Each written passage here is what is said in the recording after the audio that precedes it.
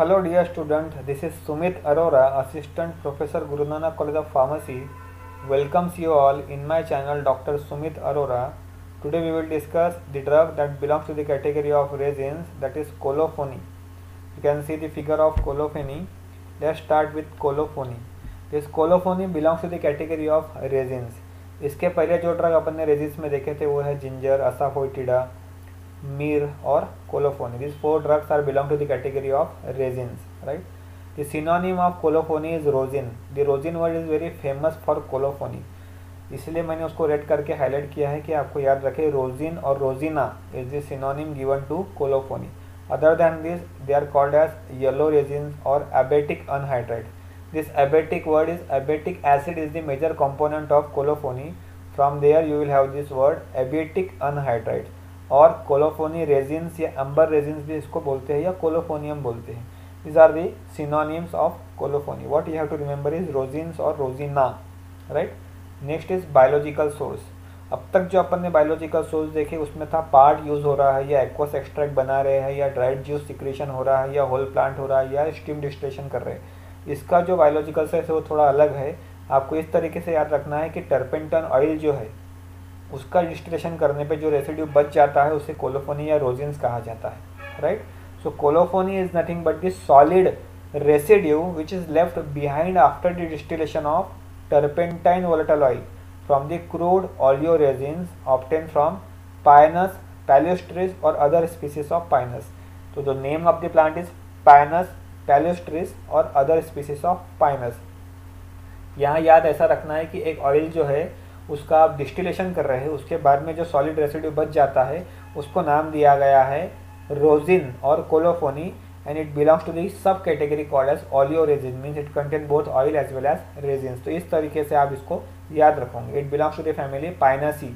You have to remember this name Pinaceae because it obtain from the species called as Pinus और Pinus palustris. तो इस तरीके से आप याद रख सकते हैं. इसको पाइन प्लांट बोलते हैं. आपने सुने होंगे लॉन्ग लीफ पाइन रहती है.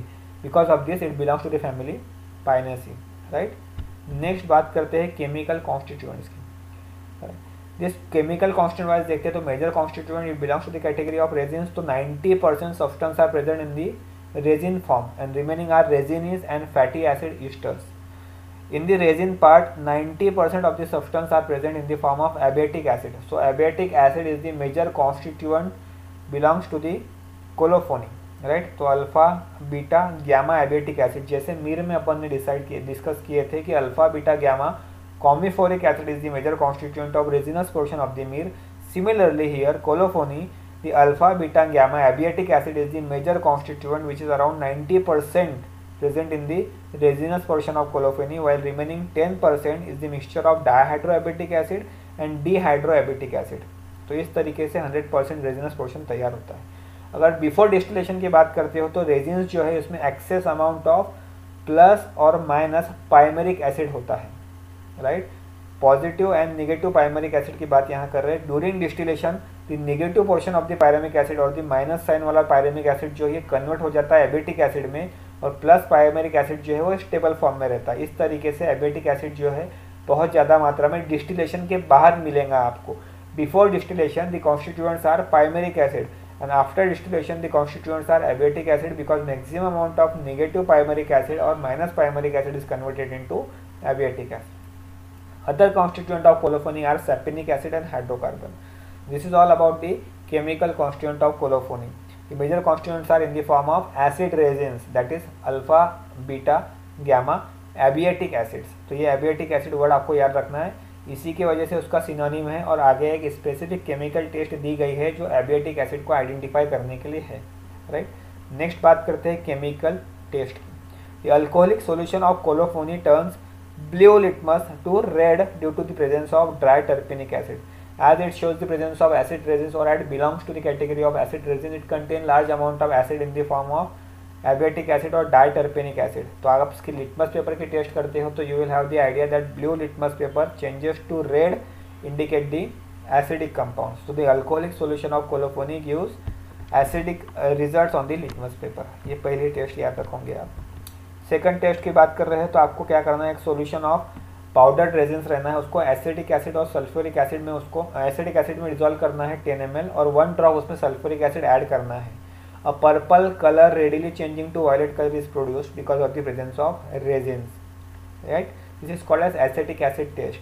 थर्ड जो टेस्ट है वो एबियाटिक एसिड की टेस्ट है. ये बहुत ज़्यादा इंपॉर्टेंट है, आपको एंट्रेंस पॉइंट ऑफ व्यू भी क्वेश्चन कई बार आया था. ये टेस्ट आप यहाँ ध्यान रखोगे. ये टेस्ट परफॉर्म करने के लिए आपको पेट्रोलियम ईथर लगता है. पेट्रोलियम ईथर लेयर में आप पाउडर्ड कोलोफोनी को ऐड करोगे, उसमें कॉपर सल्फेट के साथ शेक करोगे, राइट. तो 2 रिएजेंट आपको लगेंगे, एक कोलोफोनी रेजिन में, पेट्रोलियम ईथर में और कॉपर एसीटेट. तो कॉपर एसीटेट ये वर्ड याद रखोगे जो आपको एबियाटिक एसिड टेस्ट के लिए लगता है.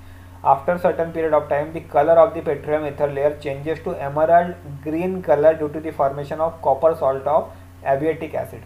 जैसे कोलोफोनी में आपका एबियाटिक एसिड प्रेजेंट है, कॉपर एसीटेट आप उसमें ऐड करोगे तो एक सॉल्ट तैयार होता है, उसका नाम है copper salt of abietic acid, which appears or which forms in the petroleum ether layer and petroleum ether layer shows the emerald green color. इस तरीके से ये केमिकल टेस्ट को आप याद रखोगे. This test is also called as test for identification of abietic acid which is the major component in colophony.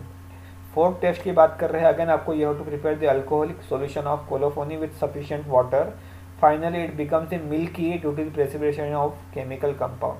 आप alcoholic solution of colophony लेते हो, उसमें वाटर ऐड करते जाते हो, you will have the precipitate because of the presence of different chemical compounds, right. This 4 test are use for the identification of colophony. Uses की बात करते हैं तो colophony is use as a stiffening agent in the ointment, adhesive, plasters या cerate. Rosin होने की वजह से इसका फार्मास्यूटिक्स में बहुत ज़्यादा यूज़ है. As a stiffening agent use कर सकते हैं आप ऑइंटमेंट फार्मुलेशंस में, एडेसिव में, प्लास्टर्स में.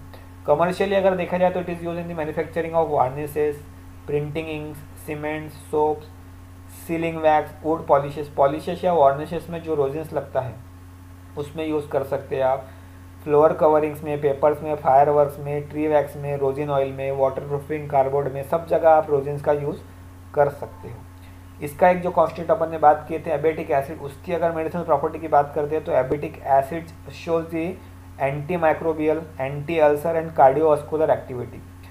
सम reported uses are filmogenic, surfactant and anti-fidant properties are also there, right. These are the uses of abiatic acid. As such, commercially you can use colophony for the formulation or in the preparation of varnishes, soaps. In pharmaceutics it is used in the preparation of stiffening agent in the ointment preparations. These are the multiple uses of colophony. In this way you can learn the drug colophony. For further queries you can mail me. Otherwise, if you are not any curious, then you can refer any book like Gokhale Kokate and Shah and Said book, right. Thank you very much. Enjoy the